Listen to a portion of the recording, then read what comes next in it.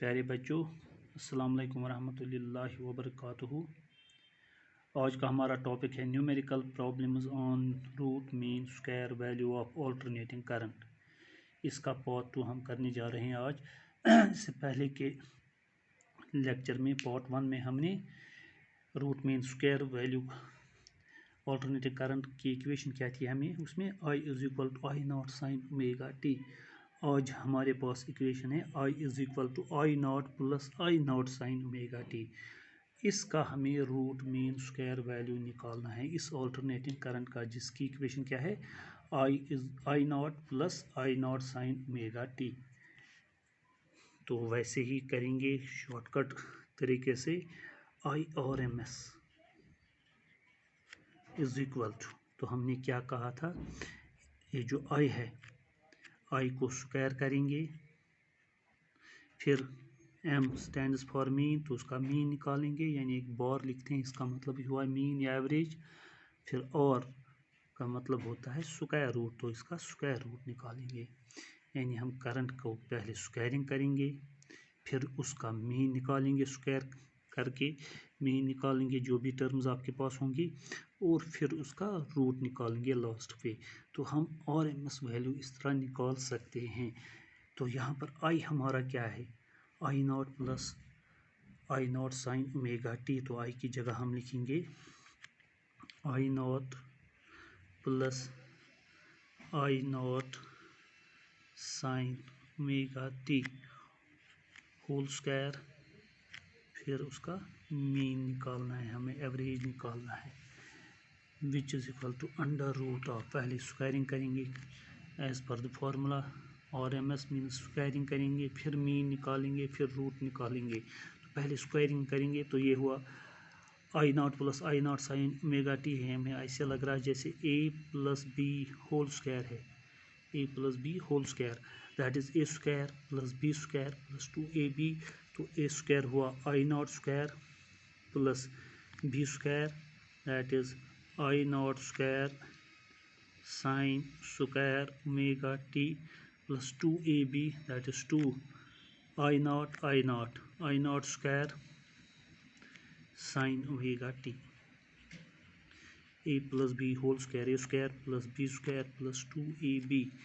मगर इस सब पे बॉर है, यानी सब का हमें एवरेज निकालना है, मीन निकालना है, और ये रूट में भी है, which is equal to under root of. अब जब होल एवरेज हो तो हम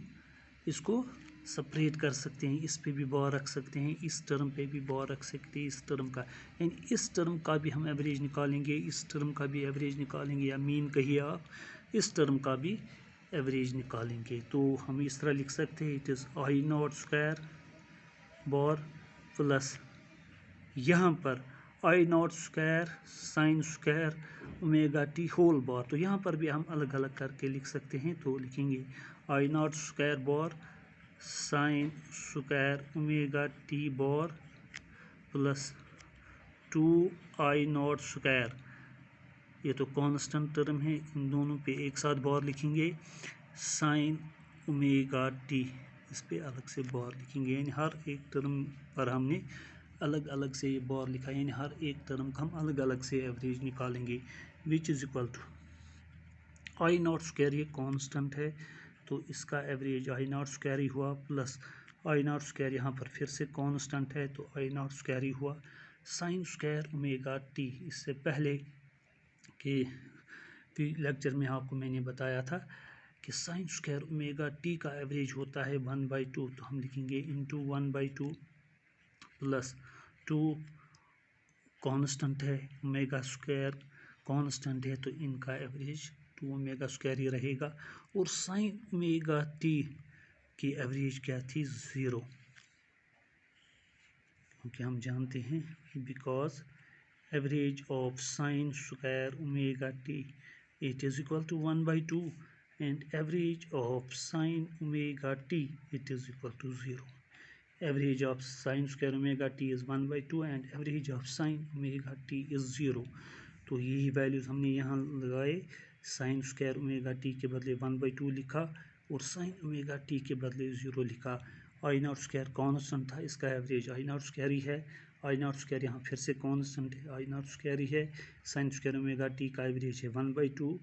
2 कांस्टेंट है, आई नॉट स्क्वायर कांस्टेंट है, तो ये ऐसे रखेंगे, इनका एवरेज ही है, और साइन ओमेगा टी की एवरेज है 0। तो ये वैल्यू देखिए तो क्या आएगा, which is equal to I naught square plus half of, या आई नॉट स्क्वायर बाई 2 लिखेंगे, I naught square into 1/2, I naught square by 2, और ये बन गया 0, 0 multiplied by anything that is 0। तो ये 0 हुआ, इसको सॉल्व करेंगे, 2 1 ज़ा 2 प्लस 1 3, तो it is 3 I naught square divided by 2 root of 3 I naught square by 2, 2 1 ज़ा 2 प्लस आई नॉट स्क्वायर हो गया 3 I naught square divided by 2। तो रूट से बाहर क्या आ सकता है, यहाँ पर सिर्फ आई नॉट स्क्वायर आ सकता है, क्योंकि इस पर स्क्वायर है, 3 भी रूट के अंदर ही रहेगा, 2 भी रूट के अंदर ही रहेगा। तो हम क्या वैल्यू निकाल सकते हैं लास्ट में, which implies that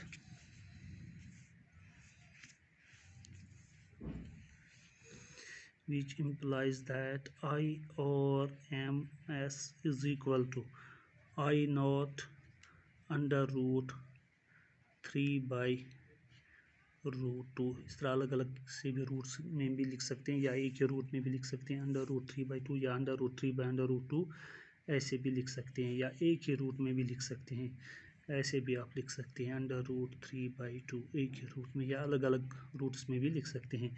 so this is the value of IRMS of the current whose equation is I naught plus I naught sin omega t। जब सिर्फ I naught sin omega t था तो उस वक्त क्या निकला था, RMS value of current I naught by √2। अब जब होगा I naught plus I naught sin omega t, तो उस वक्त क्या वैल्यू आता है, I naught under root 3/2। This is the RMS value of this equation. तो इसी तरह अगर आपके पास इक्वेशन हो, करंट की इक्वेशन हो, I is equal to I naught plus I naught cos omega t, तो उसको भी ऐसे ही हम सॉल्व कर सकते हैं, सिर्फ साइन ओमेगा की, उसमें साइन ओमेगा टी की जगह कॉस ओमेगा टी लिख सकते हैं। तो यहाँ पर भी कॉस ओमेगा स्क्वायर टी आएगा, यहाँ पर भी कॉस ओमेगा टी आएगा, तो फिर इसका एवरेज जो होगा कॉस स्क्वायर ओमेगा टी उसका भी 1/2 है, और कॉस ओमेगा टी का भी एवरेज 0 ही है, तो ये 0 हो जाएगा, ये 1/2, यानी इसका वैल्यू भी यही आएगा। तो अगर आपके पास इक्वेशन हो I is equal to I naught plus I naught cos omega t, तो उस वक्त भी हमें जो RMS वैल्यू होगा वो यही होगा I नॉट अंडर रूट 3/2।